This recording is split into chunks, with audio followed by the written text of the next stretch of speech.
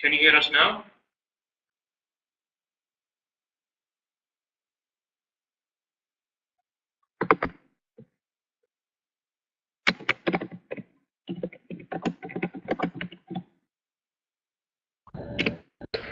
Can you hear us? Yes, now we can hear you. Can you hear us? Great. There are some bugs. So can you close?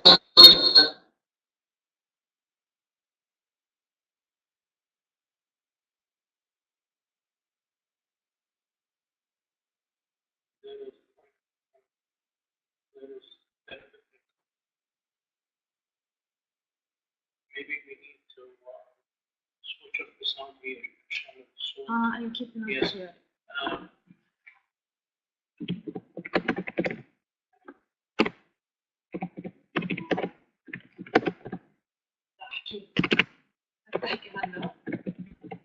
Gabriel, can you hear us now? Is it better now?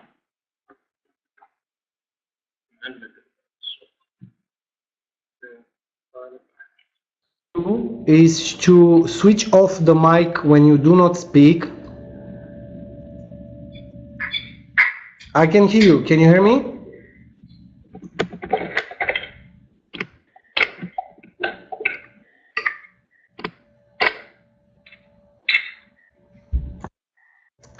Yeah.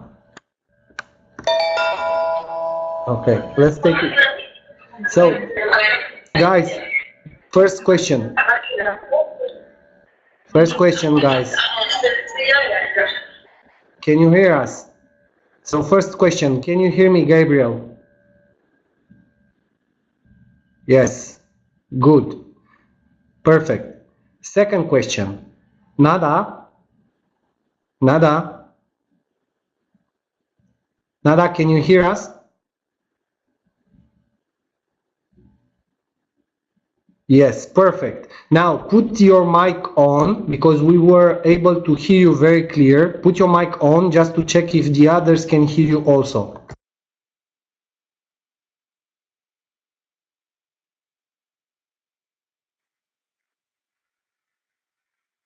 Can you hear us, Gabriel? Okay. It's on.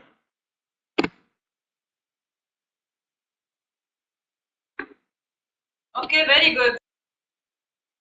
Should We cannot hear you. loud and clear. But the thing is, we cannot hear you, Gabriel. So should I just go ahead? I think he will start. There is no sound. We cannot hear you, Gabriel. When we put the sound on, We can see you, but we can cannot only hear see you. I think there's only one who can speak, right?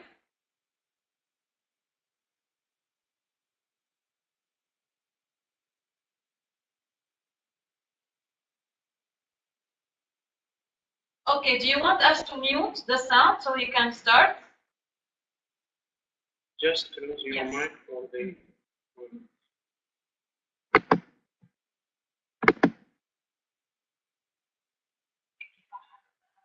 Students, 58.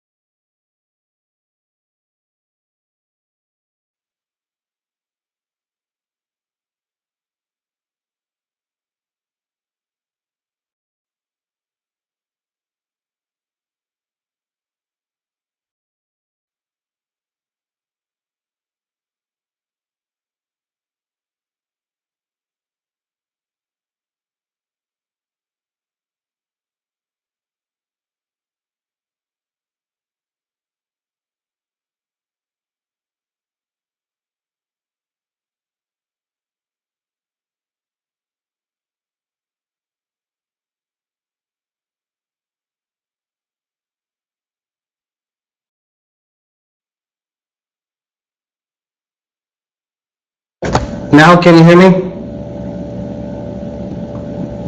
Perfect. Now we are ready to go, guys. Super. It takes a little bit of time with the IT, with all the internet connections and so on. Don't worry.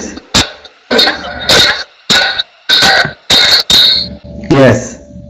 Now, perfect. I'm extremely, my volume, it's okay like this?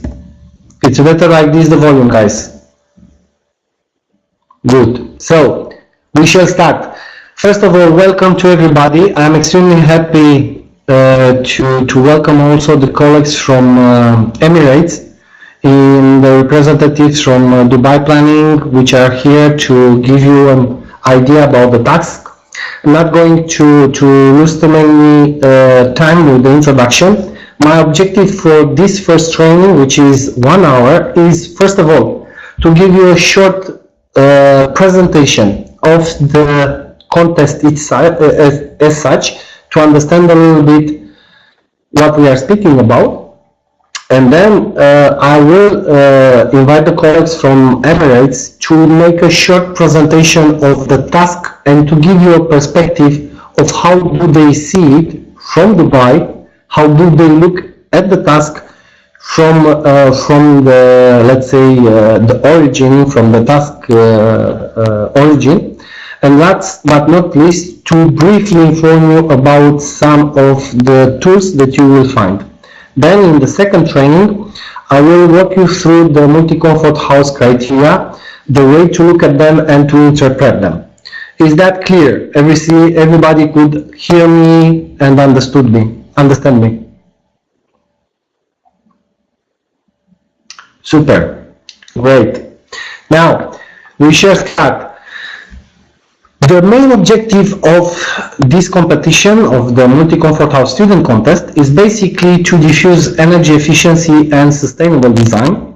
And while doing this is to make people, designers, architects, engineers, think about the importance of the different dimensions of comfort. We will shall be speaking about thermal, acoustic, which we will be speaking about visual or the indoor air quality. The main target groups are the architectural students and the universities and the professors with whom we are working close by. Just to give you an idea about the event itself, it has been started back in 2003, and we are holding this event yearly since 2005. As you might already be aware of, we are speaking about two steps. The first step is a national stage here that you can see, and inside the first step, there is also an online entry stage. The first one, the national stage, it's made for all the countries where this event it is held and it's organized by Saint-Gobain, while the online entry stage is open for all the students from countries where, for example, let's say Saint-Gobain is not represented today.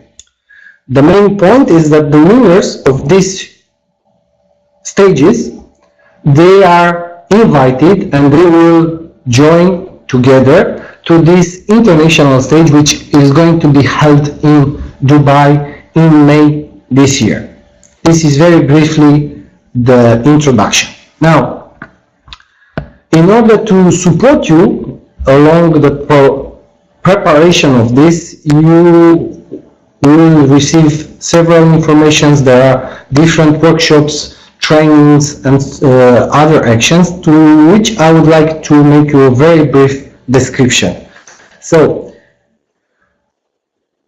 first of all, in all the countries which are organizing national stages, there are going to be held trainings. So, in order to be aware of these trainings, please contact your local responsible. If we are speaking about the national stage in Emirates, your local contact is NADA. All these contacts, you can find it on the website of the contest, which is www.isover-students.com. It's the same website from which you have connected to the training, to the online training today.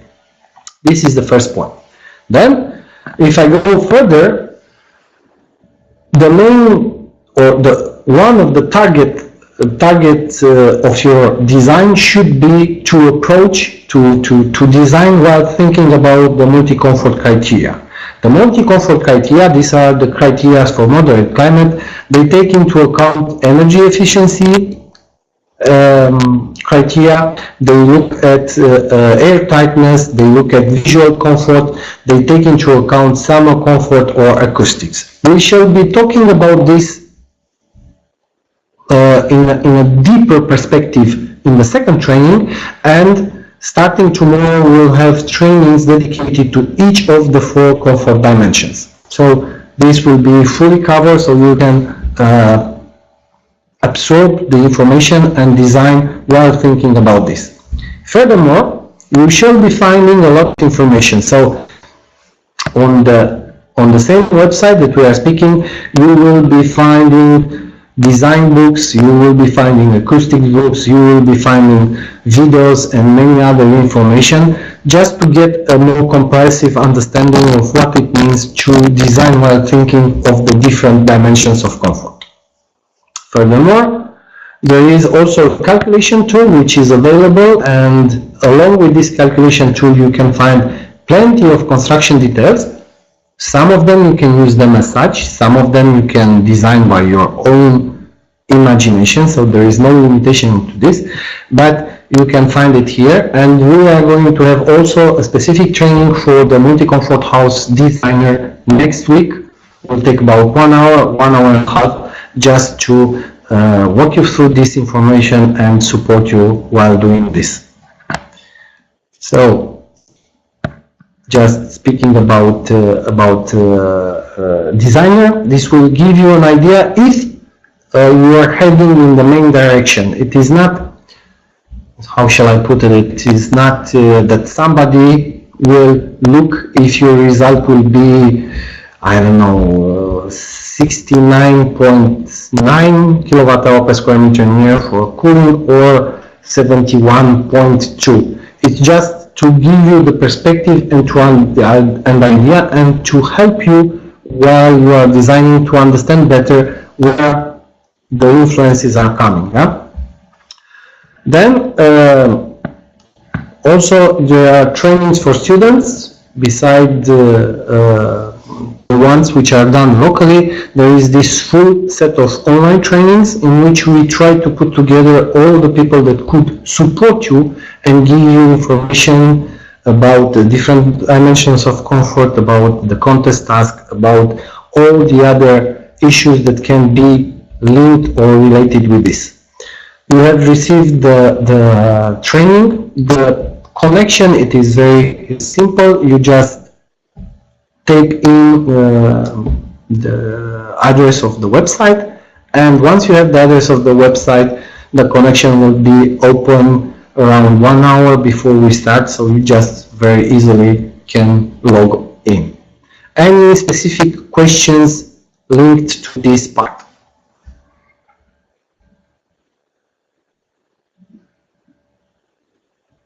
You can still hear me, yes? Yes. So, good. Do you have any questions linked to this?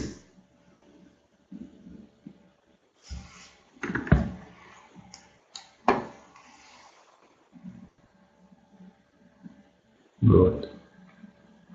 Okay.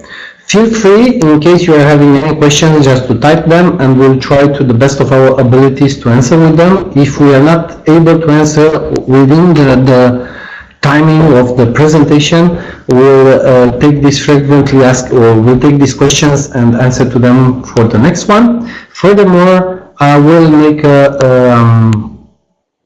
resume of the questions that are coming, and I will send to all of you by email the questions and the answers, so that you are fully aware.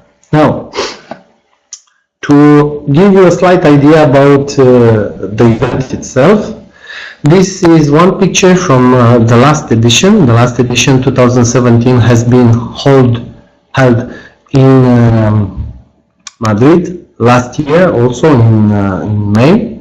You can see here all the participants. We have the international stage, the final event, in the main conference room of the mayor of Madrid. There were plenty of people. Just as an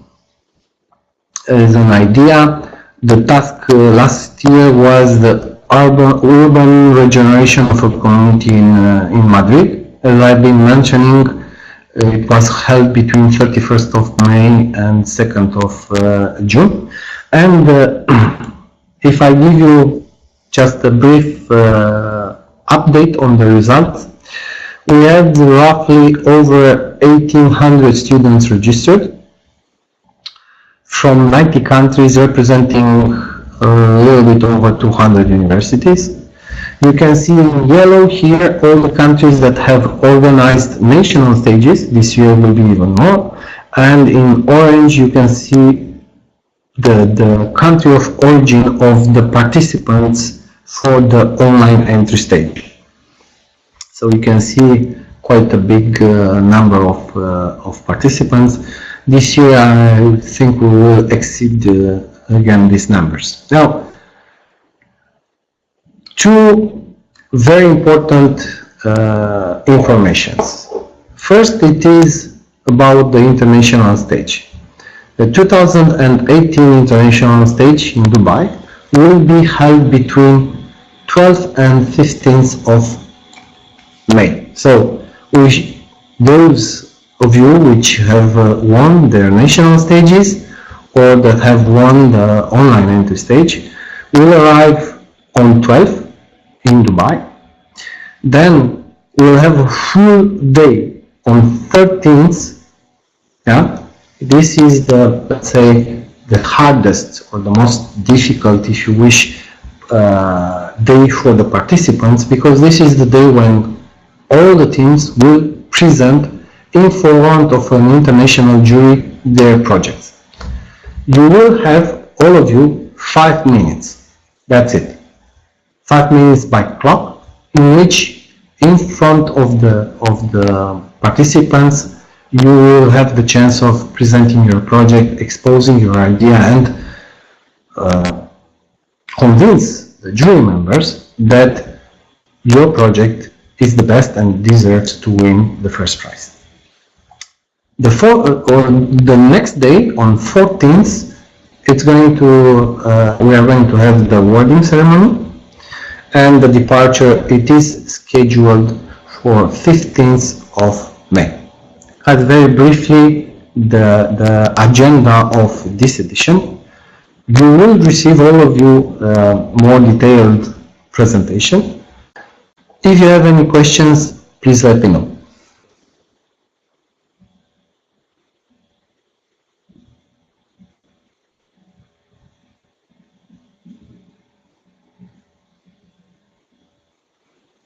Agnieszka, no. In Poland, there is going to be an online and is going to be a national stage, and it might be that it's going to be organized online, but it's not the online entry stage, because Poland will organize a national stage, and there will be a winner there will be participants which will come directly from Poland. In case of the online entry stage, all the remaining students representing, I don't know, 60, 70, 80 countries will take part in this online entry stage, and only the winner of this stage will participate. But for the national stages, for the countries organizing national stages, like Poland in this case, there is going to be a local winner that is going to be representing. Sarah, in case of Egypt, there is a national stage of Egypt, but the formalities and the way that Egypt has decided to proceed with this is just going to happen online. So there is going to be a winner from Egypt that is going to participate. You do not need to register on the online entry stage, but it's just that the colleagues from Egypt decided to do everything online, not to do it in the universities.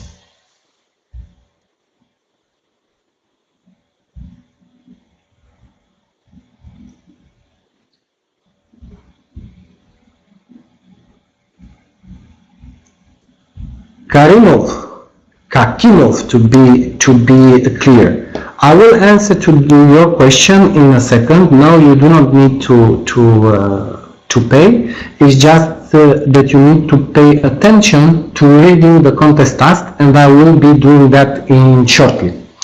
I was assuming that some of you will ask who is going to be the jury, because I know that students are quite often asking this question. So I hereby present you upfront the structure of the jury so that you are fully aware of it. You can see here, this is the jury from 2017. As you can see, we do not have the final version of the jury in 2018 in the sense of the names, but at this stage, the jury is formed or the structure of the jury will be formed by 7 people.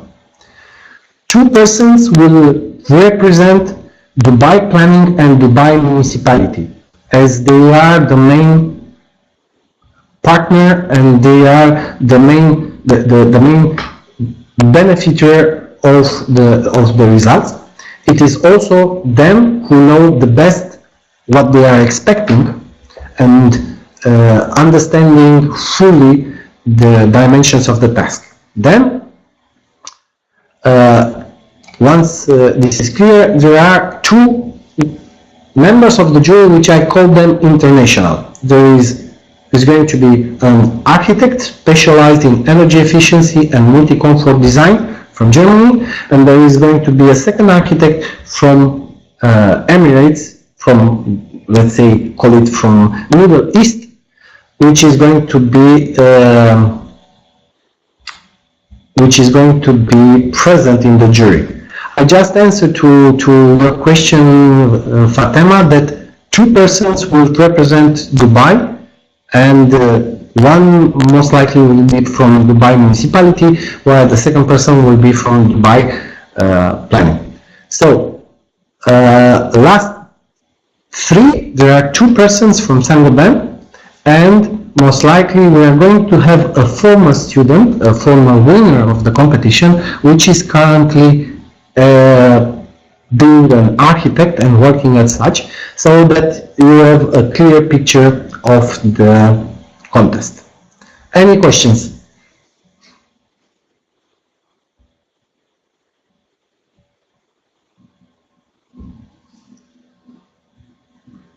Okay. I will close this one and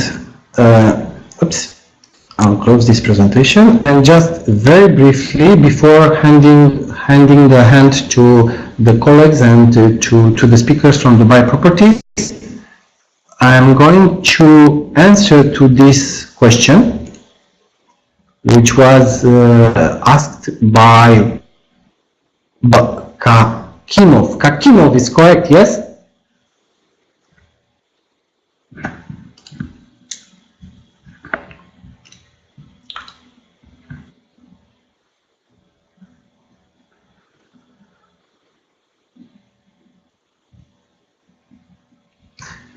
So, Kakimov, Bahrum, okay. Bahrum, the answer to your question, you can find it in the contest task at transport and travel expenses. So, if you go to page number 7, you will find a full description of jury.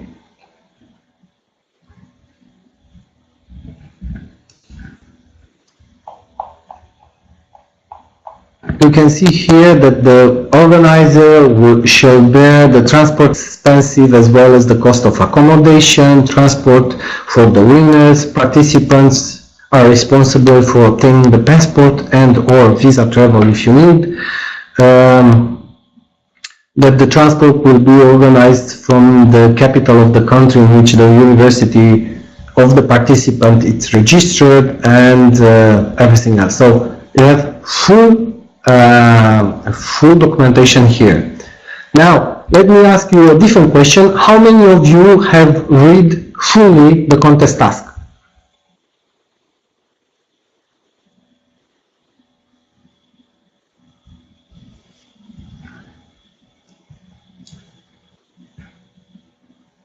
Great. Do you have any specific questions before passing the hand about the contest task?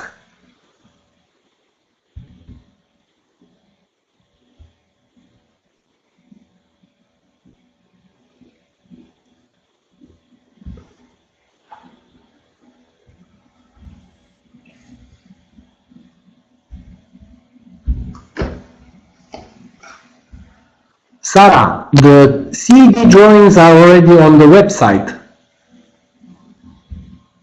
They are already on the website and you can download them free. Same question, Yusuf. Same answer, Yusuf. The CAD drawings, they are available on the website. Good. Now, I will pass the hand to the colleagues in Dubai.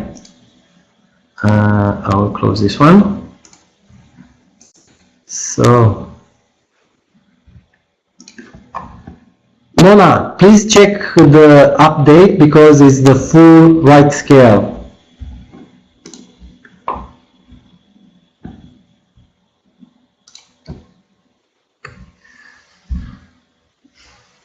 So now a short introduction of the site from the colleagues in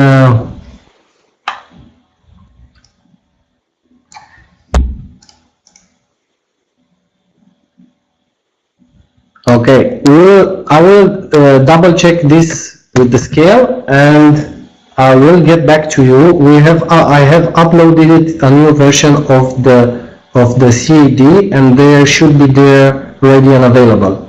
So please double check it, and if you have questions, let me send me an email.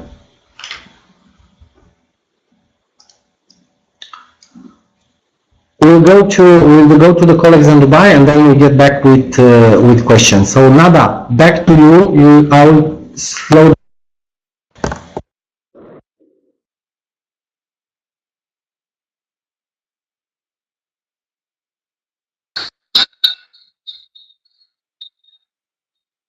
Gabriel? Can you all hear us?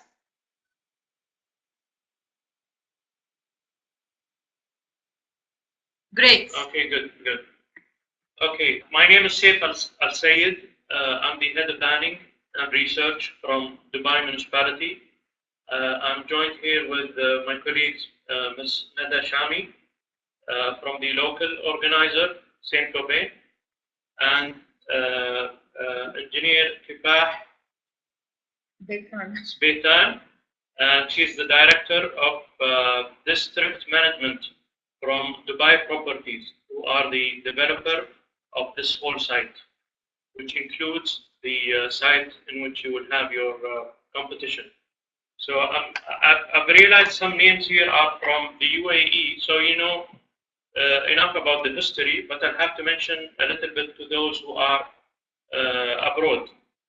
So I'm first of all delighted that we're having this competition at this time, especially as we have the Expo 2020 coming soon. And in fact, actually, a few days ago, I was told there is exactly 1,000 days left to the Expo. So I'll be talking a little bit about the history. As some of you know, the UAE is made up of 7 emirates. It's a confederation, and Dubai, the Abu Dhabi is the capital of the UAE. Dubai is known more as Dubai is the second largest emirate, and it's known to be the trading hub here in the country. Even though there is trading also in all the emirates, but Dubai have had its big share in it. So can we move to the next slide? Yeah.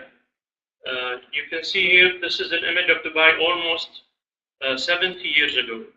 It was a little town on the shores of the Gulf. It had almost 20,000 its population, and the people here were more reliant on pearl diving, fishing, and trading with neighboring countries, in textiles, in herbs, even in gold and some other goods. And so the sea was very, very close and very significant to the lives of people here.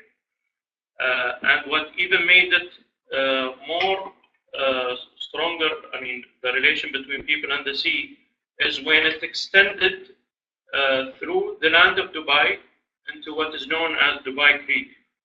Now, in the past, it had a shallow, somehow waterbed, but later on, when Dubai developed, it was made deeper. So the creek is really what constitutes what is known as the genius loci, if you know the term. It's the spirit of the place, or the spirit of Dubai. Now, along the creek, as you can see from these first two images, there were mainly two types of construction in the town. One is the more heavier, it's not heavy compared to what we see today, but it was the heavier type, and one was more of a light construction. The heavier type was mainly built houses built out of coral stone along with gypsum and sand, and which is more like the adobe type of construction. And then the other type was more made out of palm fronds, which was built by people who had a lower income than the others. But interestingly, both types were responding to the environment in some way.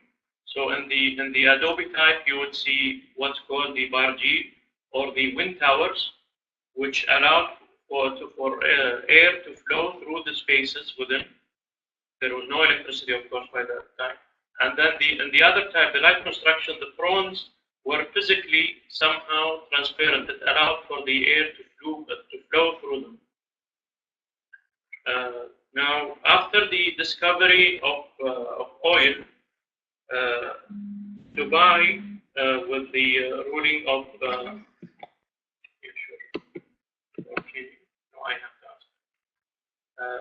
Dubai, with its ruler Sheikh Rashid, may his soul rest in peace, knowing that the oil was limited by that time and that they had to do something, he set great milestones for the economy of Dubai. So mainly, there were big projects that are considered milestones in Dubai.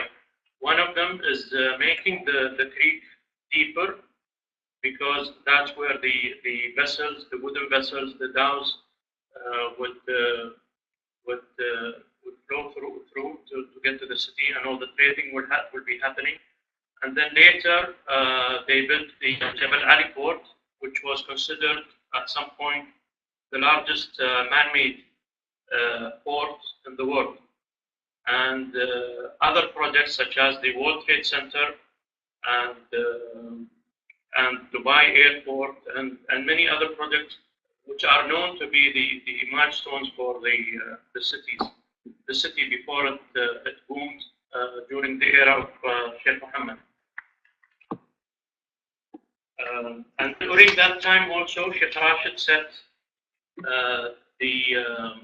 all the governmental institutions, including Dubai municipality and other institutions. Now, from the slide here, you can see the old Dubai, which we saw on the first slide, and its relation to the site.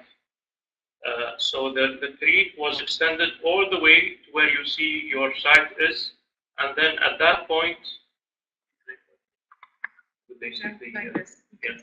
and at this point here, it stopped where we had the reservation at the moment. And then only a few years ago, it was further extended in here throughout the Business Bay and Jumeirah, And it was, I mean, when I look at it, it is more like an extension of what happened in the past, an extension of the economy of Dubai through its peak.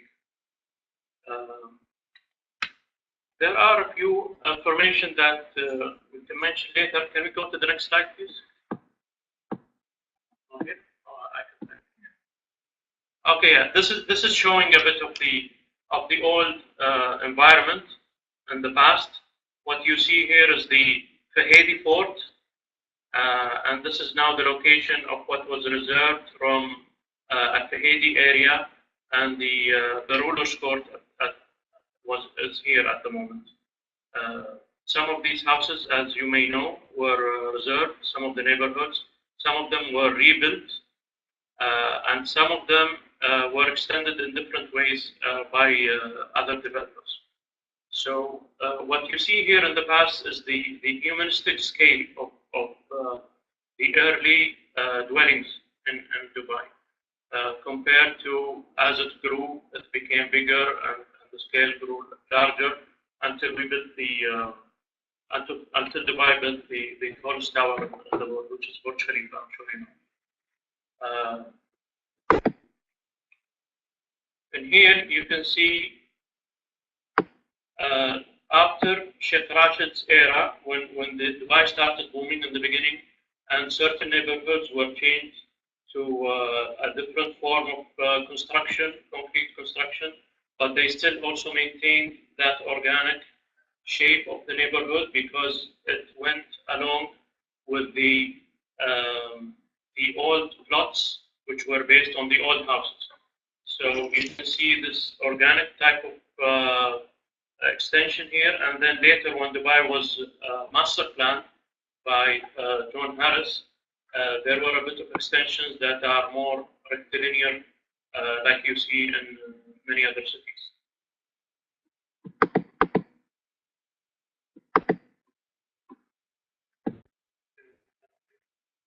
So this is Dubai a few years back, and this is the old area. It still maintains and so many of its spaces of the old scale.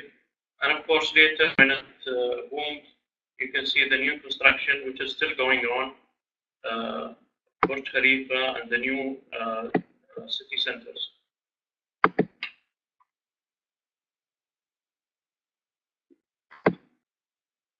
What you see here also is many of the developments in the same way that the creek was extended throughout the land also was extended throughout the sea in these man-made islands.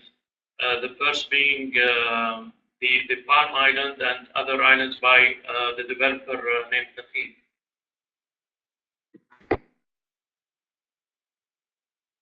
Okay, I'm going to pass the mic to. Oh, yeah, well. So, okay, I'm going to switch the mic and the camera to my colleague, Engineer Kifah. So she will talk to you about the site and its relation.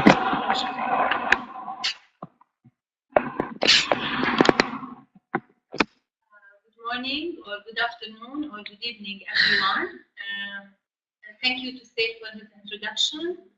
My name is Kifah Spitan. I work for Dubai Properties. Just to give you a small brief, Dubai Properties is a company owned by the government, by His Highness Sheikh Mohammed, and he has granted a huge land for us to develop it. So one of this land is the Culture Village, in which you have the land allocated for your competition. And our job as a developer to make sure we develop all of this land bank given to us to increase the value of the city of Dubai. So our job not only to develop a small piece of land, it's a small cities or district within the Emirate of Dubai to make sure we achieve His Highness Sheikh Mohammed vision. So I'm sure you got the material, the site contest. Some of you have visited the site, some maybe didn't get the chance. But I would like to give you some brief about the Culture Village Phase 2. we can go through the presentation. As my colleague Saif has introduced how the creek has been formed, part of it has been formed naturally through a crack of the water from the sea. Then it was the rest of it as a man-made, in which we increased the depth all over the canal, the creek that you can see now on the recent images shared by my colleague Saif, all the way down through Dubai Design District, Business Bay, till we reach Jumeirah Beach. So it's a full circle of a canal connected both sides of the sea. Now, Culture Village Phase 2, which is the area, this is what my colleague has explained to you, all the way here.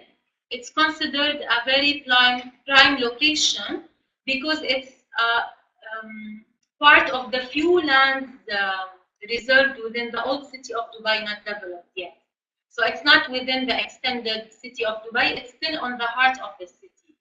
So part of the land, the site is currently occupied by old shipyards owned by some local people who are building their dhow boats. And the dhow boats, this is something I hope all of you consider, because it's a very important character of the culture of Dubai, where people in the past days and during present, and I'm sure this will continue in the future, they are considering dhow boat as, first of all, a transportation way. They go for sailing, for picnic, for shipping some goods, for fishing, and they enjoy making the dhow boats because it's part of their heritage culture, which they inherited through different generations. So even the fathers, the sons, the grandfathers still having this important, let's say, hobby or industry within the family. So there is still a very major dhow shipyards now on the site, owned by 3 famous local families, and we are trying within the design that Dubai Properties are doing to the site to keep these shipyards part of the design, but maybe in a modern way, more into attracting tourism. But we want to keep the people who are constructing their dhow boats there because it's an art, and we would love everyone to see that part. Now going, through the presentation.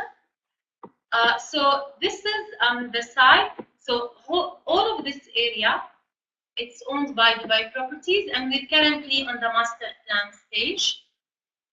This is the site where your competition will be, and in the heart of the site, Dubai Municipality is constructing another landmark, which is His Highness Sheikh Mohammed Library. So this is, we call it the heart of the development, and we will be developing the rest of the site. Now, Culture Village, as the name comes, we need to ensure that we are building a contemporary architecture within that master plan, but we want to emphasize the identity of culture, Dubai culture. So as I mentioned, dhow boats are very important. We want to ensure that whatever onshore, offshore components are talking to the creek, so we're not going to build walls to prevent people of accessing the canal. We still might have some marinas, some pontoons, just to make sure whomever is visiting Culture Village too is interacting with the creek, and they are enjoying nice sunset, some retail on the promenade. So we want to make sure people interact with the creek. We're not going to block any of the sites. The other component we are considering in developing Culture Village too is the transportation. So as Gabriel said on the brief, that the students need to look into some energy saving, so you need to work carefully on the selection of the construction material that you are including on your design. And on the other side, looking to the bigger scale of the master plan, we are trying to create on this spine, which has an existing metro station, a transportation hub in which we will have taxis, buses, metros, and there is currently a marine station in which people can use ferries or small abras to get transportation to this site, the old Dubai, or the new site of Dubai, which takes you to Business Bay. Mona has a question. Mona, I have What a is your question, Mona? What is your question, Mona? Yeah, go ahead. Go ahead. She will ask. I think it's the skin. Okay, yeah, that shows the limitations. That's the boundary. Are you planning to extend the corniche to the location of the site? Okay, It is in Fatima. Okay, so as I mentioned, there will be onshore components and there will be offshore components. The offshore components, we are planning to extend on the let's say the creek front of the development. We are trying to extend this area to do marinas and some floating retails. Floating retails, I'm sure I lived in Sydney for a while, so I know very well how in Sydney they extend the pontoons to have some retail, some jetties that people can walk inside the water. So as I mentioned, yes, we are planning to extend the corniche inside the water. Of course, if we get approvals from the authorities. But as I said, yes, we want people to interact with the creek. We're not going to block it. And we're working to have Culture Village as a tourist destination as well. I hope I have answered your question, Fatima. Just to continue on the presentation, as you can see, this is the site, your site of the competition. The area is around 500,000 square meters, if I'm not mistaken. We have Ivana asking a question. Yes, Ivana, can you go ahead? Can you receive the main measures of the library that is next to our site? I think that question maybe Saif can answer. We can arrange to get a plan, at least a site plan that shows the boundaries and the library building. Yes, I hope you heard my colleague Saif's answer. He said yes, he can share a plan showing the boundary of the library. So that's a yes, Muna. Okay, just we would like to share with you, this is the current condition of the site. As you can see, this is, of course, there's no access of swimming, so it's a natural quay wall has been built all around the site. This is the metro station that I have explained to you, which is located on this spine. Fatima is asking. Yes, Fatima. If it's a residential area, it won't be very private if the corniche was accessible by everyone. Fatima, the Culture Village 2 is not restricted for residential, it's a mixed-use development. So to give you a brief, the residential zone will be on the top of the development, going down all the way here. So here will be the residential, so the towers will be toward Al Khil Road, the main road, so it will be easy access for residents. This area around the corniche or the creek will be part of it residential. There will be a hotel, a retail. All the frontage will be mixed between residential retail and residential. So the privacy of the residential towers will be, per tower will be gated, but the common areas, there is a local roads, there is pedestrian walkways, there is a parks that can be shared by everyone. So as I mentioned, we're building Culture Village to be part of the city of Dubai. I hope I answered your question. Okay, I think the site area different from. This is the whole site, which includes the Dubai properties, of course, development. Now this is the whole site, Yasser. I think your question, maybe Gabriel or Nada can get back to you on it, on the exact site, but this is the site area in which concerned the competition, the 14,500 square meters. Yeah, we have only the upper side. So this is your site, the upper part. Okay. Khadija have a question about the soil mechanics of the project site. How many basement levels can we have for parking? Okay, as per the soil test we have done, we can go maximum of 4 basements. If this will answer your question, so 4 basements maximum.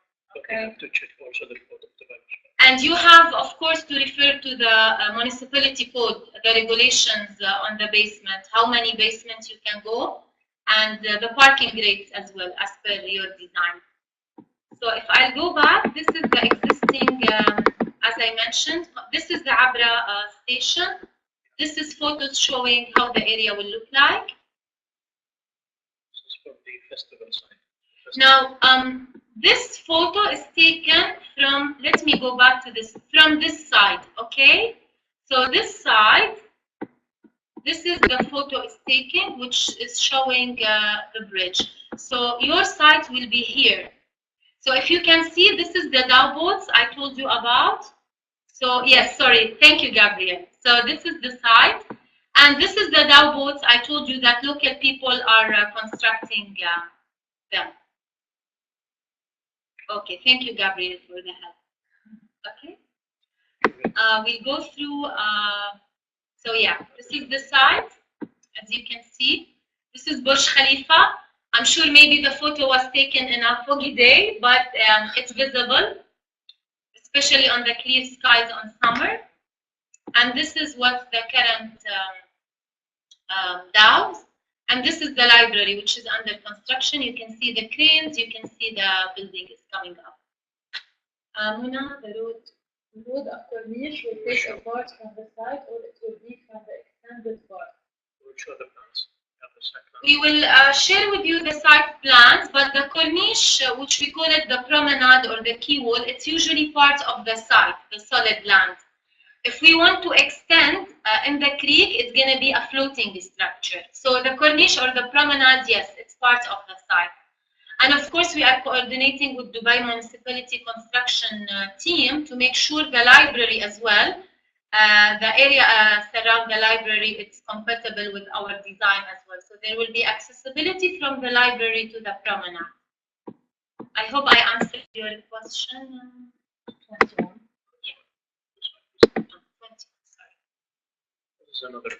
This is another view from Festival City. So this is the site. This is the library under construction. This is the metro station, as you can see, and Burj Khalifa.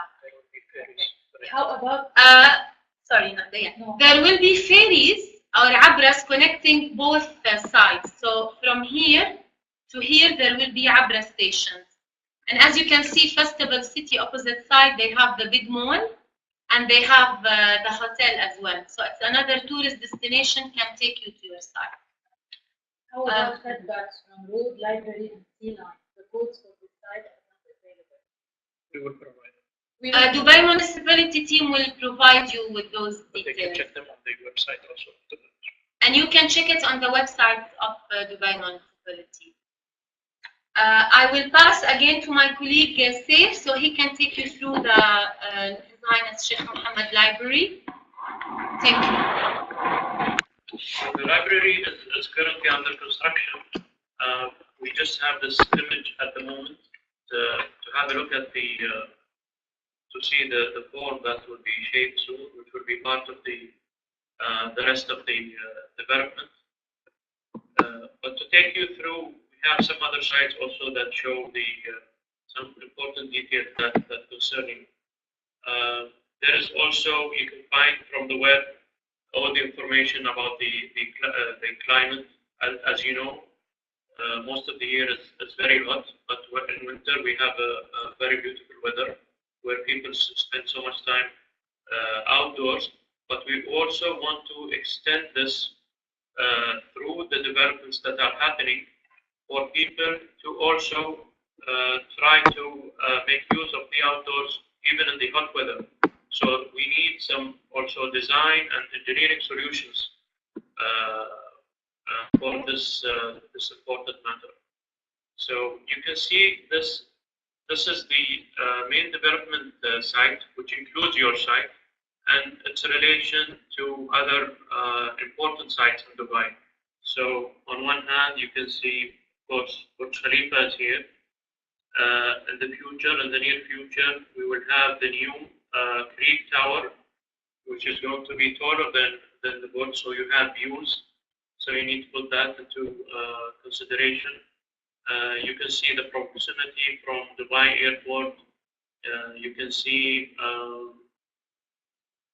other important sites like the IFC, the Dubai International Financial Center, and the sanctuary, which is a very, very important issue in Dubai, not only Dubai, but actually globally. The environmental issues have to be considered in all design with the sustainability and all the regulations and the rules that were set for you in the website.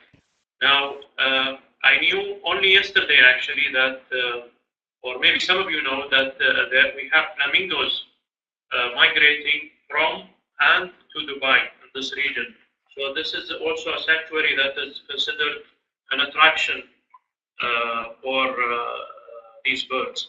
And I knew yesterday that some of them, after doing some researches and monitoring their movement, some of them are staying the whole year in Dubai, so they don't travel anymore. So they like this. They like staying in Dubai. So this is a matter that you can also consider.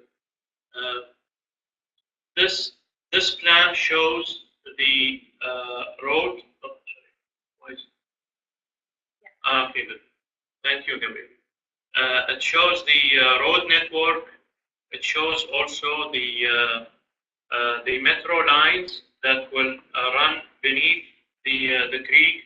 It also shows the tram, which is in black. That's going to be the tram that runs through the site. So your site, and also the ferries.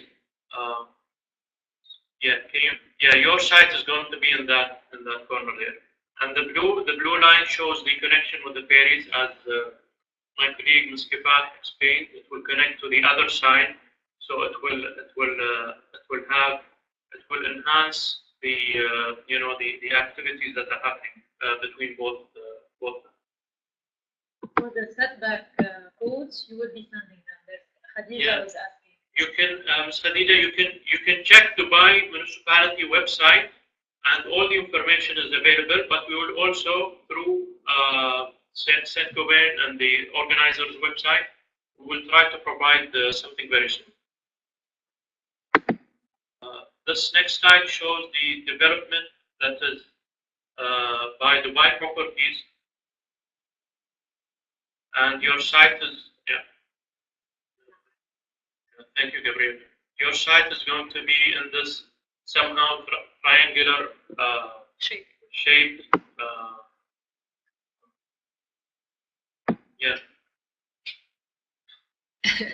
Thank you. It's a triangular shaped site.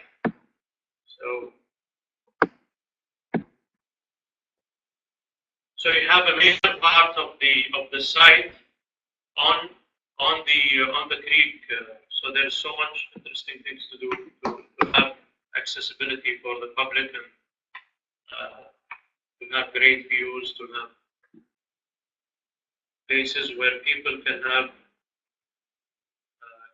quiet and more tranquil type of places in relation to the busy city. Yeah. Sorry, I'll answer what's her name. She asked about the Corniche. Mona? Yes. How can we go back It's to okay, you the... have the question? Yeah, I remember what she said. Sorry, I'll just. I think Mona was asking about.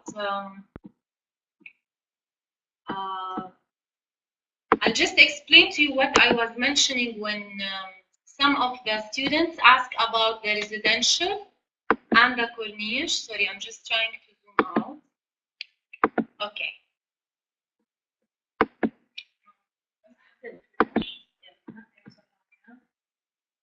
Just make it smaller. Okay, no problem. So as you can see, this is the boundary, the plot boundary. So this will be the Corniche all around. So within the plot boundary, we're going to build the Corniche exactly up to the plot limit. These are the residential towers on the top. So here are the residential towers in which they have their own access road from the back. So the privacy are maintained for the residential.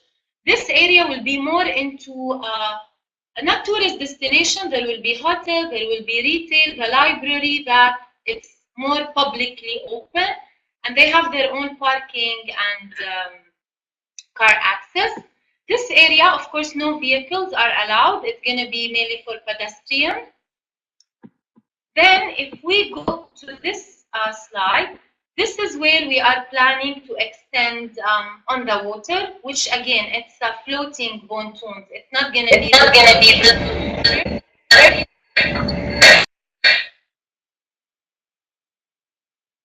Can you hear me now? Okay. So these are, as I mentioned, the offshore components, which will be having marinas, some floating retail as a pontoon, but not a constructed building. And this is your side.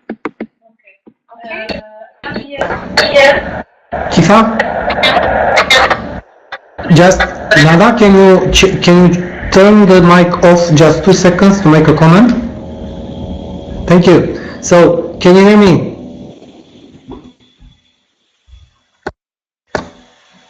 Can you hear me? Okay, good. I just want to make one comment because perhaps it's not very clear. So, I'll just, for 2 seconds, sorry for that, Kifa, but just to make things very clear, if you go to the contest site, to the contest task, and you take a look at the contest task, many of these questions have been already answered. I just tried to get it. So you can see here very clearly, this is the site that you are requested to develop. It's very specific and clear defined in the contest task. It is parcel E001. And we'll go through it during the task presentation, just to make sure that everybody understood correctly and saw it very clearly. So sorry for that interruption. I'm just pass it back to you, Nada.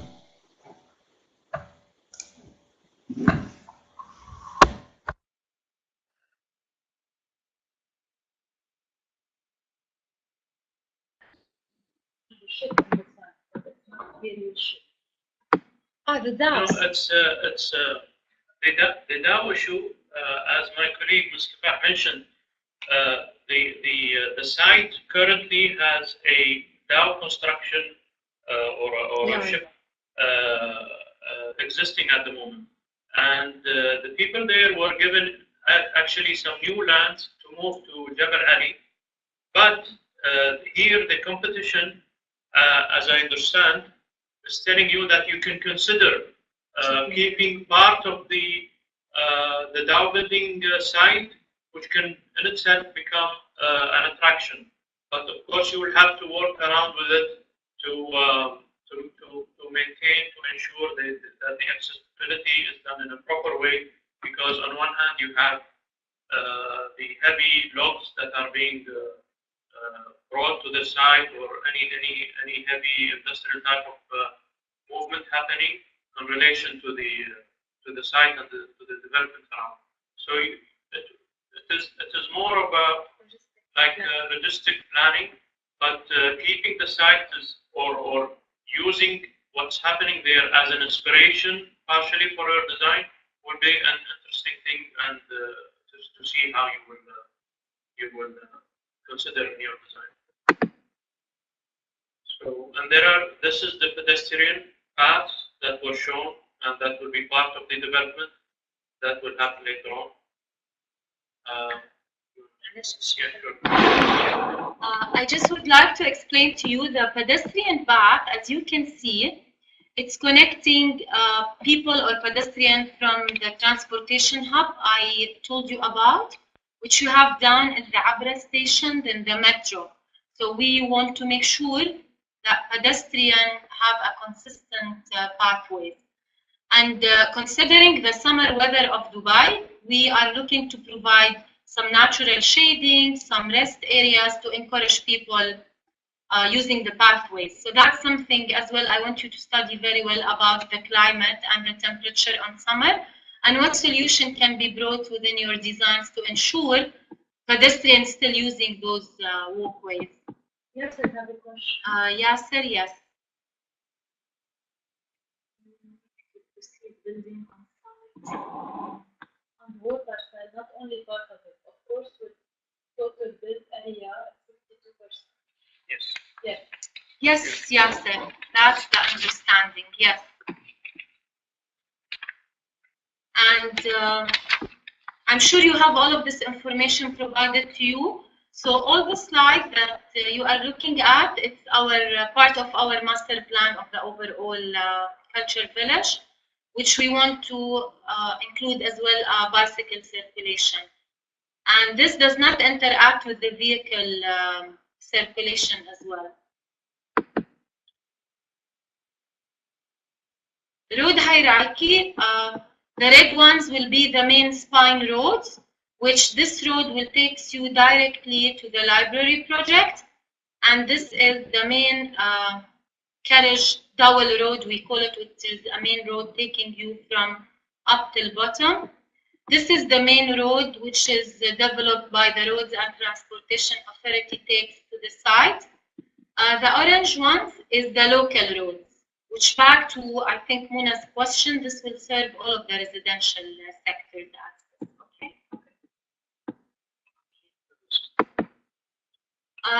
This is the DAOs, as you can see after they are built. And thank you. Do you have any questions? I'll pass to Steve. Do you have any more questions?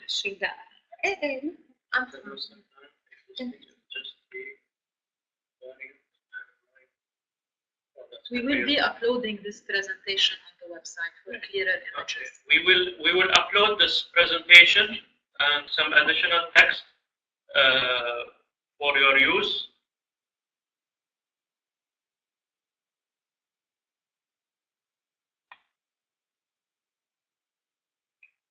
And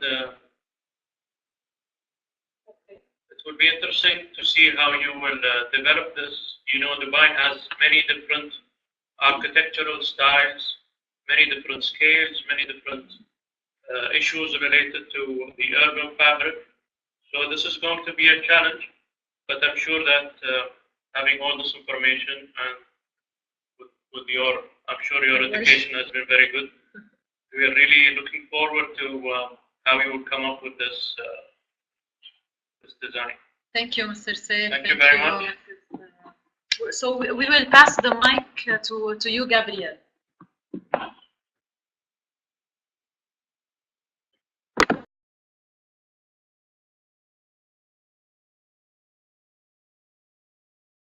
Can you hear me?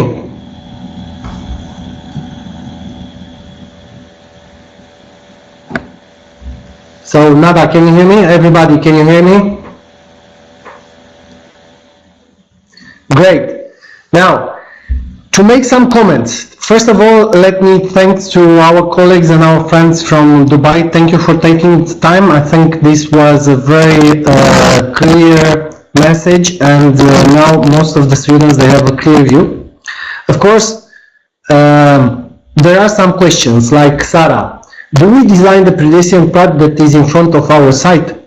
Well, if you look in the contest task, which has been designed specifically that provides you with that amount of information that allows you to be creative while functioning within the site boundary. Together with your teachers, we had a long 2 days meeting deciding what kind of information are needed in order for you to develop your project.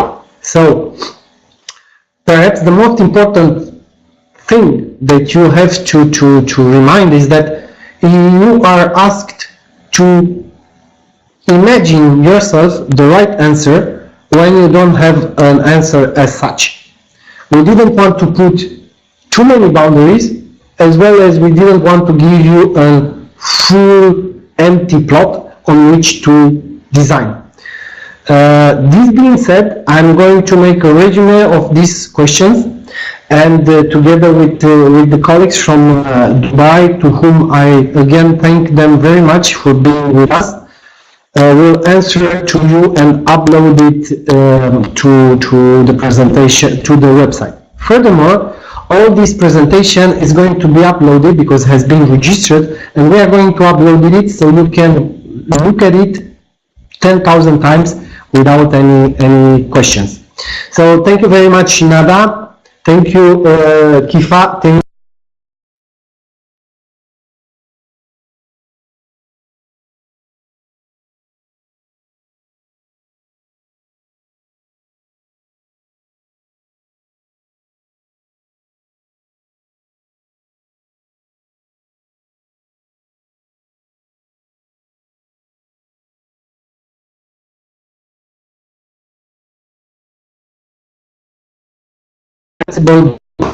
Back again. Sorry.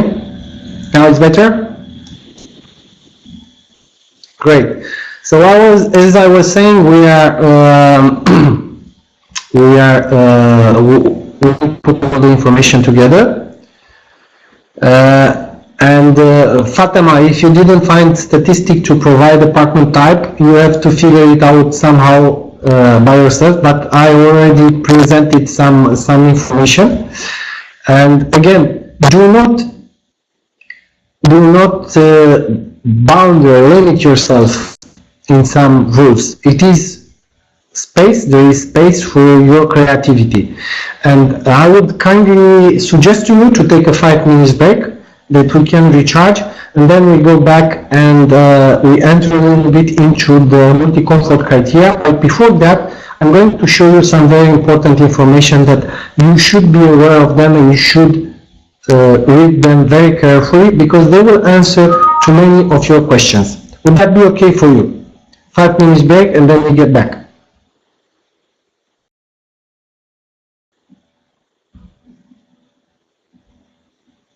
Great. So shall be seeing you in 5 minutes just to take this break to put everything back in order.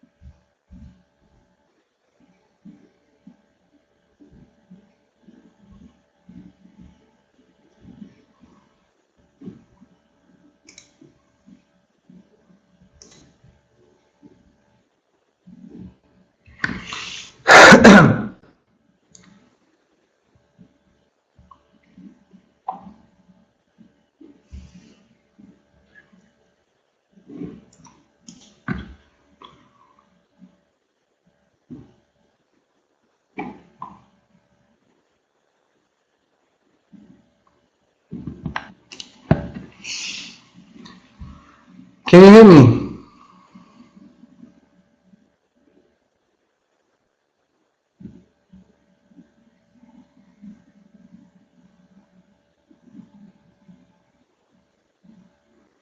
Okay, great. So, what I would like to share with you briefly for the next 5 minutes is a document which is called Teachers' Day Proceedings Feedback. Any of you have read this document?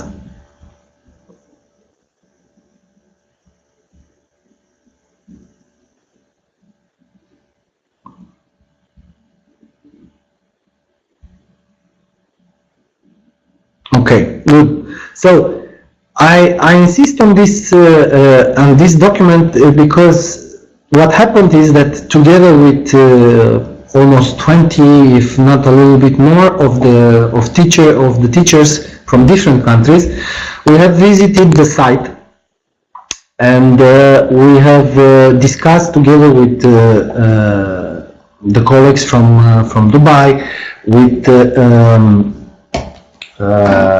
Dubai municipality, with Dubai properties, with the teachers, and we agreed on this task and on the main criteria and ideas which are summarized on one hand in this document and on the other hand on the contest task. There is a big master plan with a lot of information as well, but this doesn't mean that this master plan will be 100% followed.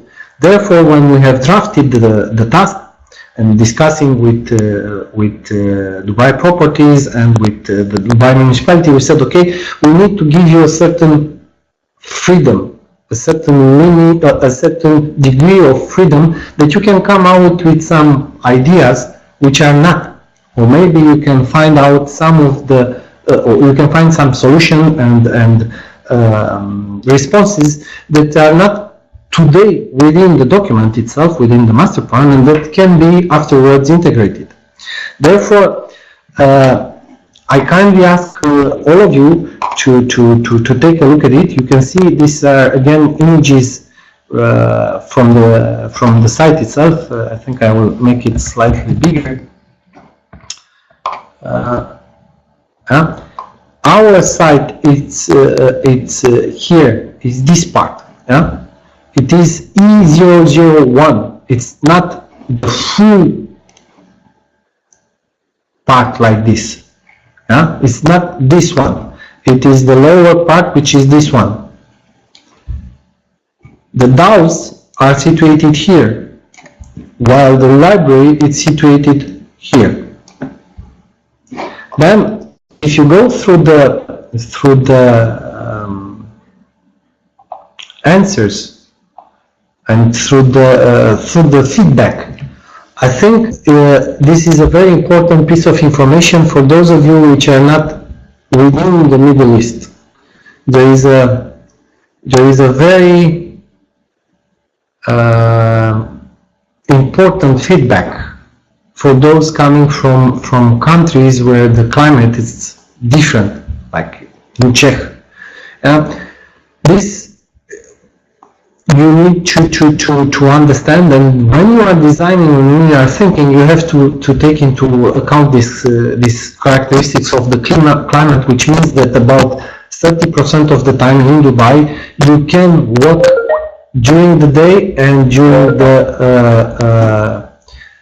the night outside. So basically the land is accessible for walking during the day and during the night. Then you have about 1/3 of the time when you can walk outside, but specifically when or during the night, because the temperature are getting stronger during the day. And then there are 30%, 3 months of the year when the climate is extremely demanding. When working inside or working outside during the day, it's extremely tough, and it is also tough for the night because you can experience 41, 42 degrees, and you can have at 9:30 in the morning 41 degrees. So the images, this feedback which is given to you by different teachers. You can see here Miss Zuzana from Czech. That not only, sorry, I made it too short. You will see Joe Jansen from Belgium. You can see here that some of their feeling. So this really should trigger you some question about the culture, the way of living, and yeah, you can see here 33 degrees at 9 a.m. and this was during the September, which is a much warmer, much nicer, let's say, from climate point of view, period. I've been in July in Dubai, and there were 41 degrees in the morning. So please take the time to really read them and to go through all of them, as this will be, I would say, one of the best information you can have here. You can see here from the Professor Paganin from Italy, the same philosophy about the climate that you will have to take into account. And this climate, you have to think about it not only for the design of the building itself, but also when you are thinking about how you will solve within the site that was given to you, the planning, the general planning of it. Furthermore, within the task itself, we have asked you for the experience of living. Feel free to interpret this experience of living to your own criteria. It can be an experience of living from a helicopter point of view, or it can be an experience of living from a micro point view. It is up to you to decide. We tried to be balanced, so that's why I wanted it, and I asked you to have a look at it. We will upload also these informations, as I already mentioned.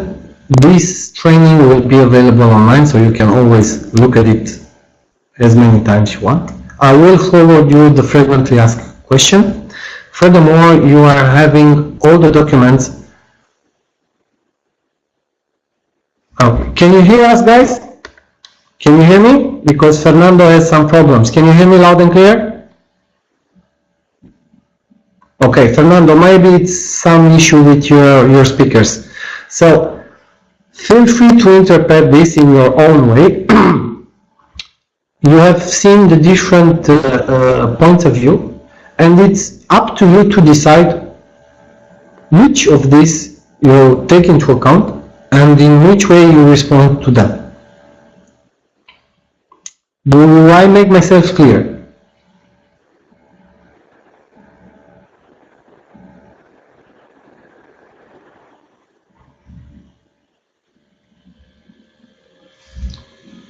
Okay, good. So I'm going to close also this one, and I'm going to open a presentation about the multi-comfort concept and about the comfort dimensions as such. Now, while you will design in this competition, you will find many times this expression of multi-comfort. And what is it? And what it means from design point of view? Well, I'll try to walk you through and to give you some bits of information for each of it. And as I already mentioned, starting tomorrow we'll have some 1 hour, maybe 1 hour and a half dedicated training for each of them, trying to answer to the best of our abilities to your questions. But in the end, the strategies and the way that you respond to them will be your own interpretation. And as any of us, you might have preferences for one or for others. That's why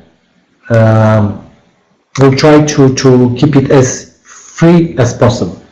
Now, before going into the presentation itself, I just want to give you a short picture about Saint-Gobain.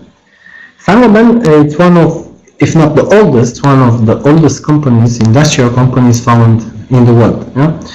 It is traced back 351 years right now, as it was founded in 1665. The fathers, if you wish, were Ludovic XIV and his financial manager, Colbert. And the starting point of Saint-Gobain was the foundation of royal manufacture of glass, so the king's glass factory, which was located basically close to Paris in the city of Saint-Gobain. Therefore, the name of Saint-Gobain. Today, the company is within the top 100 industrial groups in the world, and also one of the most innovative companies in the world. As an example, it is also this contest, this new way of looking and challenging and sharing best practices among the participants. If I take it one step further and look at the corner values of Saint-Gobain, we help to create great living places and improving daily life. And the main points are the combination between the comfort, which is answering today to your specific needs. I want to be able to sleep without hearing my neighbor. I want to have a better, or I need that my employees have a better performance at offices, therefore I want to provide them with an excellent quality of indoor air. While doing this, not forgetting the bigger picture or the long-term picture, if you wish, which is the sustainability. Yeah? We need to look at better mobility, we need to look at resource efficiency, we need to look at the way that the demographic are changing. Basically, more and more people moving from rural to urban area, everybody, most of the people living in multi-family buildings and so on. So these two, put it together, generated the foundation of the multi-comfort program, which has started in 2004, and we have taken into account safety, sustainability, and energy efficiency. Now, whatever proposition you will have in your design, if that proposition is not safe, it cannot be either sustainable, either energy efficient. So sustainability, safety, it's one point that you need to take into account from the beginning, while perhaps is not mentioned as such in the task. it is one of the key points that you have to look at also. When speaking about the different dimensions of comfort, well, we will discuss briefly about design, but we shall also be discussing about the thermal comfort. We'll be discussing about acoustics, about light and space, about air quality, about having something which is easy to run and maintain, which is an interesting part of the building itself. And now, last but not least, we will mention sustainability through all three pillars of it and how to take a look at it. Now, I said that we are going to speak briefly about the design. Here, it is your job to do it. Design and comfort, they are not opposite. Design and comfort, they go in the same direction, and you can see here plenty of designs, if you wish, of different visions that are all comfortable. So the only limit to the design is the human mind, if you want. There is no limit in the ideas that you can implement, and the comfort itself is not opposite, but it's if you wish,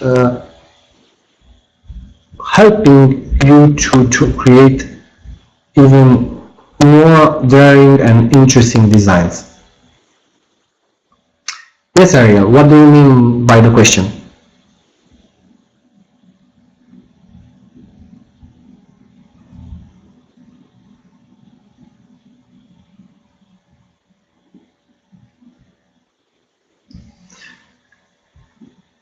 I'm just giving 1 minute to Ariel to write down the question. Well, you are not limited by imposing a certain typology of materials. You are having some general criteria about the maximum height, but if you decide not to use it, then it's up to you. You can decide yourself the shape, the geometric forms, if you put balconies or you don't put balconies, if you choose to have windows or don't have windows, if you go for a compact shape or you go for a non-compact shape, it is up to you to decide. Now, this being said, let's go further to speak about comfort and looking at the thermal point of view. Of course, we will not have this issue, we will not have the question of, okay, it's going to be minus 50 outside, minus 35, and we need to do something about it. But we'll have, however, this problem.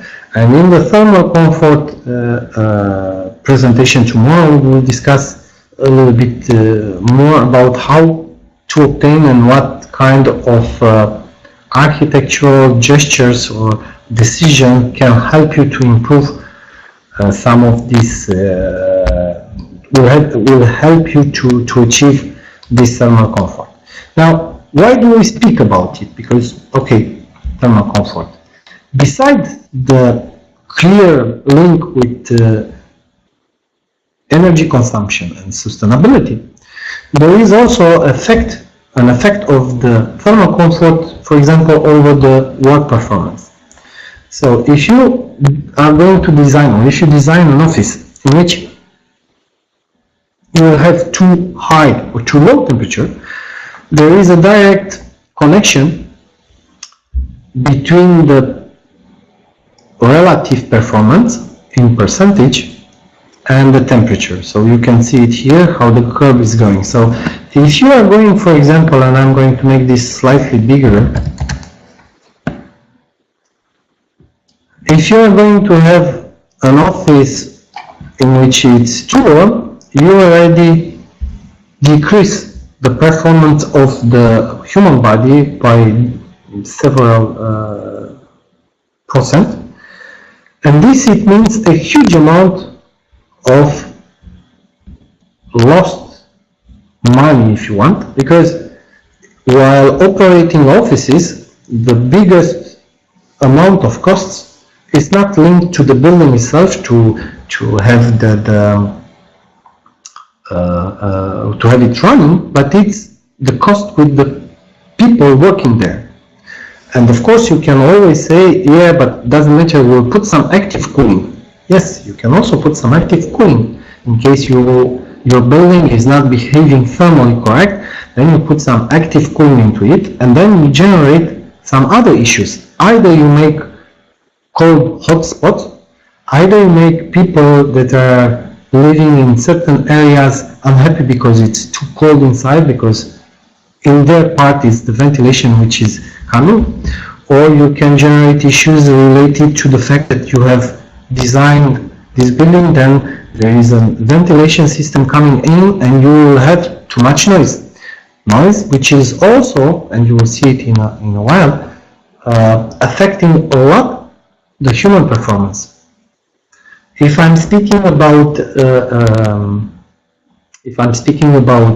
your residential approach, if you want, or I'll give you another example. If you speak about a hotel, perhaps it happened to you, it happened to me many times. I have switched off the ventilation in the hotel because it was too noisy and I could not sleep. The result was that either it got too cold, so I could not sleep because it was too cold. I had to wake up to put something warmer on me and to put back to go back into the bed to try to sleep. Either the opposite, it went too warm, 32, 33 degrees. So you have to choose what do you prefer. You cannot sleep because it's too warm or too cold, or you cannot sleep because it's too noisy. So the things are connected. When you look at one dimension, you have to look also at the others because they are interconnected, and one, it's affecting the other one. Now, I will just go to the next one, speaking about comfort, just to give you an example, and we are going to go again deeper into details. Everybody knows to some extent that noise is not good. Well, there is a direct effect of the noise over the human health. And for example, if you cannot sleep because you are having too noisy neighbors, and this happens in a lot of buildings, there are researches showing that sleep duration and the incidence of coronary artery calcification are closely connected. And there are many other tests showing the effect of the noise over the human body, going, if you wish, up to the fact that the noise will affect the fetus, while or during the pregnancy. And there has been recently studies published showing that showing that there is a connection between the weight of the baby when it's being delivered and the amount of noise to which the mother has been exposed during the pregnancy. So if there is too much noise, the weight of the baby decreases by different amounts according to the level of noise to which the mother has been exposed. So if you are making a residential space and the mother cannot sleep, that will even affect the baby. And we are going to go slightly deeper into this. Here is just to give you an idea of what can be the consequences. Then let me bring up a different angle to this, which is the air quality. Now, here you can see some results which are showing.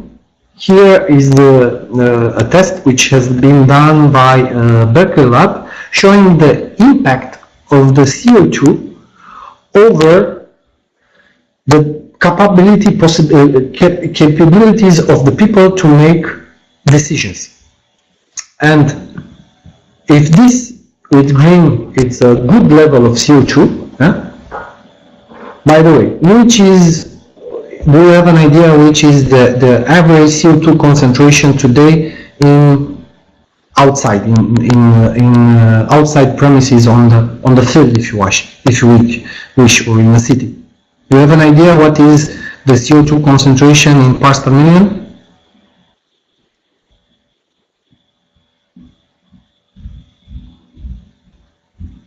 Nobody?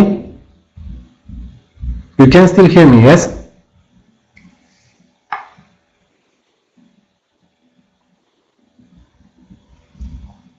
Okay, so normally it should be around 400, yeah? Can be slightly higher, slightly lower, yeah? So outside you have a 400 parts per million CO2 concentration in the atmosphere, and we are saying that, okay, an excellent building should be around 600. The standard or the norms or the existing regulation, it's around 1000. But in reality, what happens if you go to a classroom is that most likely you will get 2500 parts per million. So I'm pretty sure plenty of you have been, or some of you should experience this feeling of being dizzy and sleepy during, or especially during the third or the fourth courses, and especially during those days when, let's say, it's too cold outside and you cannot open the windows. That's also because of this increased CO2 concentration. So, last but not least, adding to this, it's the effect of light and the design of the space with light over the human body. And just to give you a some very simple point, there has been plenty of research showing that if you increase the quantity of daylight in a classroom, the same class, the same students from the same class will have better results, faster performance by 20-25 results to the same things. So you just bring more light and you increase the capability of the people to learn and to make to make progress.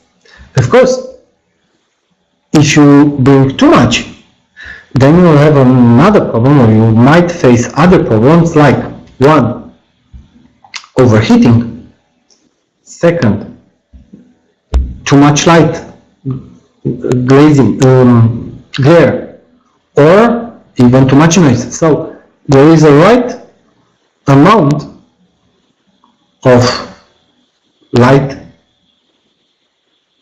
a right criteria for light, a right criteria for air quality, a right criteria for thermal, a right criteria for acoustics. And all these four, they are interconnected. And when you design, you should be aware of the consequences of doing something over the other dimensions of comfort.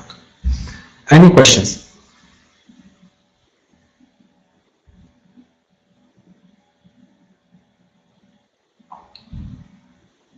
No questions?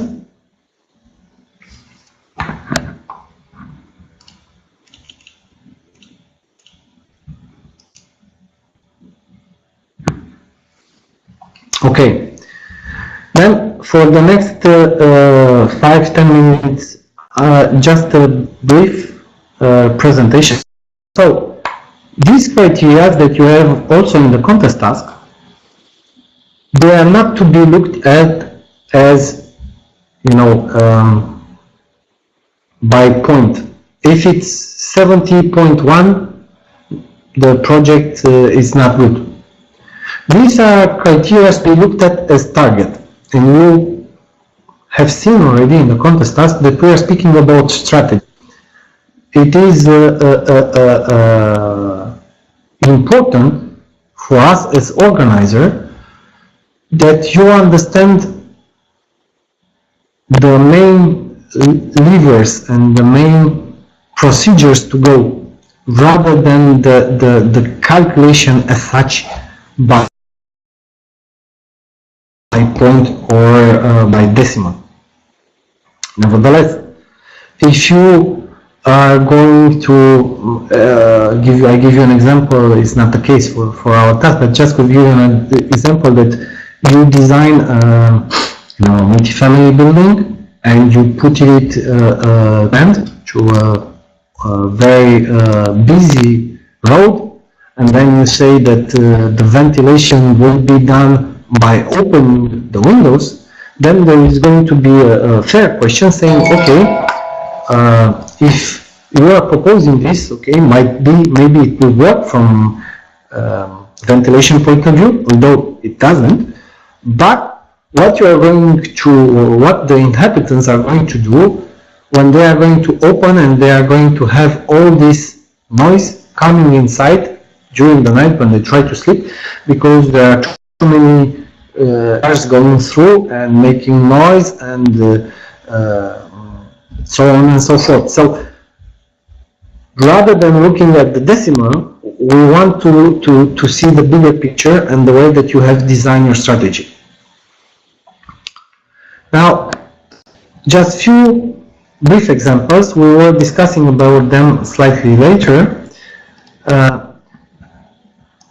In case of overheating, if it is an overheating, then you will reduce the productivity by up to 6%.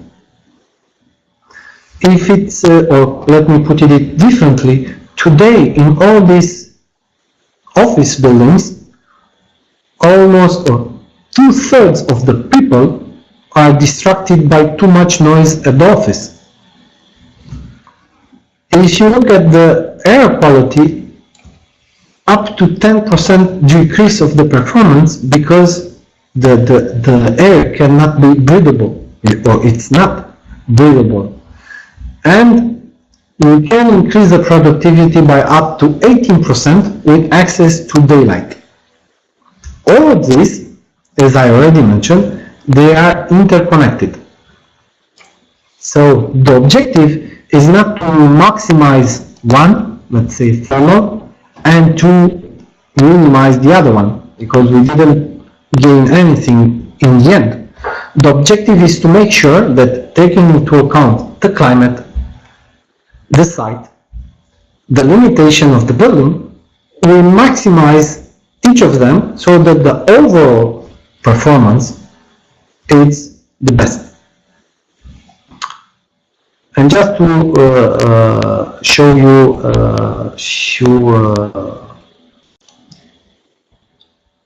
things, if we are speaking about hot countries, for example, when you speak about thermal comfort, if there is no insulation, you will have up to or more than 300 kilowatt-hour per square meter in year for cooling. But if you choose to follow some easy guidelines, let's say, and to keep it cool, so first of all, insulate the roof, make the building airtight, use triple solar protective glazing, use optimum windows, either in this case by having some fixed shading or by having some solar protection added to this. You have air cooling, and of course you are not going to go, in our case in Dubai, for night ventilation, because if you open the windows in the night, it is guaranteed that the temperature outside is higher than inside, so you don't win anything. Then you can adjust this and come to the optimum. But we will go a little bit more in detail tomorrow about the thermal. Then, speaking about air quality, I just want to share with you some measurements done in normal apartments. If you have the curiosity to measure the CO2 measure, to make some CO2 measurements, even in your apartment, in case, unless you are having active cooling all the time, you can find that, for example, in this apartment, it's a normal apartment. Here is the father's room. Here is the little daughter, is the old daughter. Instead of having a level which should be below this yellow line, you can see impressive levels of CO2 concentration that can go up to 5,000 parts per million. And this happens to open the window every 1 hour. Or maybe there is somebody, but most of the time there is nobody. And I can even show you some other measurements from meeting rooms. This is the yellow one is the norms, and with green one you can see the ideal. Now with red you can see the yellow.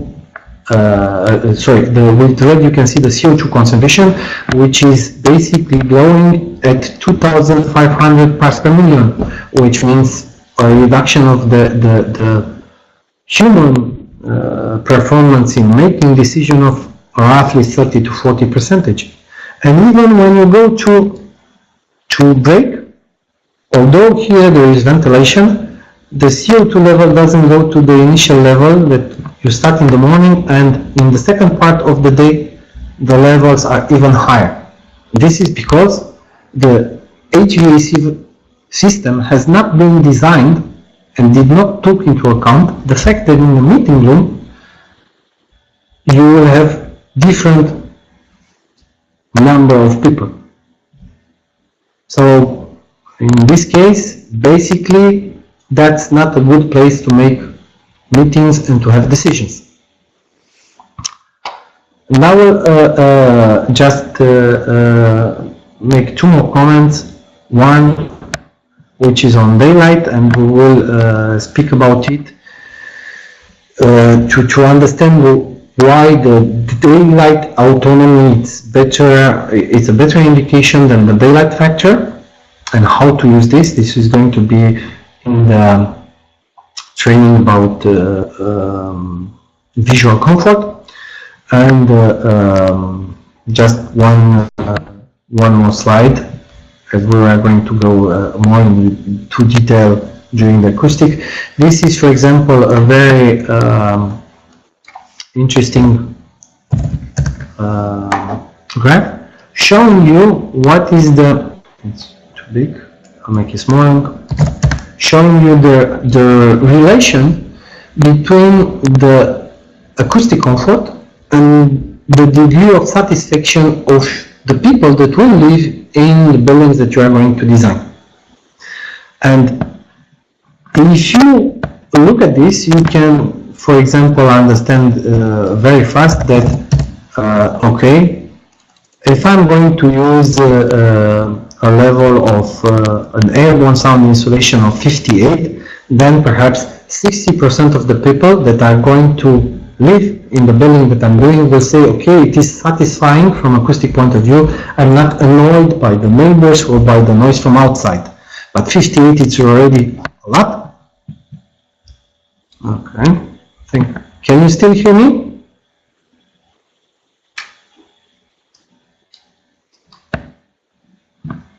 Yes. Okay, I've lost for the moment the camera. So 58, it's a big, it's a very good level. Most of the time we will be situated here, yeah, and that's why in most of the cities, people living in multifamily houses will find the conditions related to acoustic unsatisfactory. This being said, I hope I've been able to give you a brief idea about the multi-comfort as such. We'll continue tomorrow with the thermal comfort, followed by next days the acoustics and the daylight. If you have any questions, please let me know.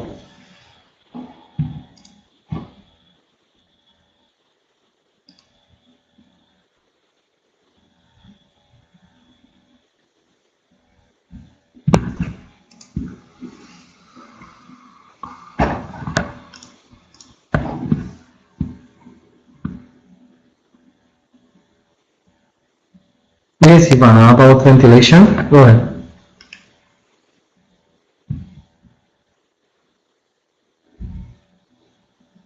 Well, Ivana, perhaps in some climate might be. But just imagine that you will, if you have natural ventilation, you will push through your building 48 degrees air during the summer in Dubai.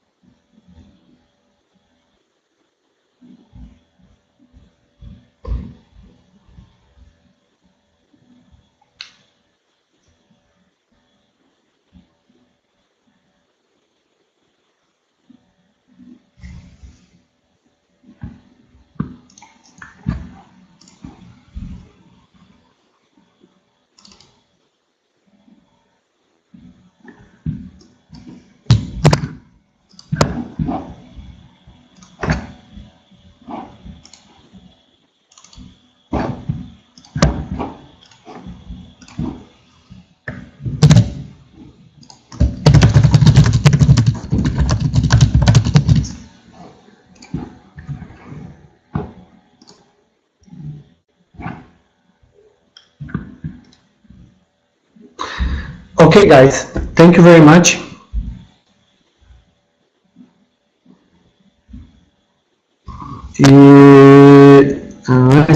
If I begin to make a project now, it is possible to make it well before the final. Well, Mahrum, I would say that you need for this project to do it maximum 3 weeks, so there is no problem. Shama, these presentations or all these trainings will be, or they are already the previous one on the website available, and you can watch them online all the time. So all the information is available for you. That being said,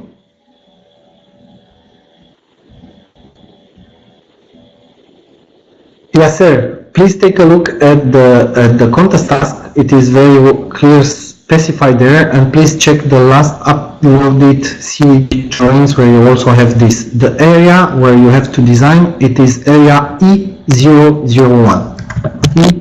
E001. I will make an update for you all with these questions. No.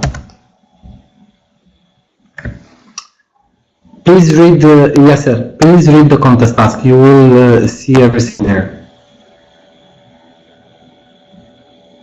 Thank you to all of you. See you for the next, Mona. The file will be available, the registration of this training will be available online. So as soon as we finish, we'll prepare everything and we will upload it. You're welcome. See you guys tomorrow. Take care. Thank you. Bye-bye.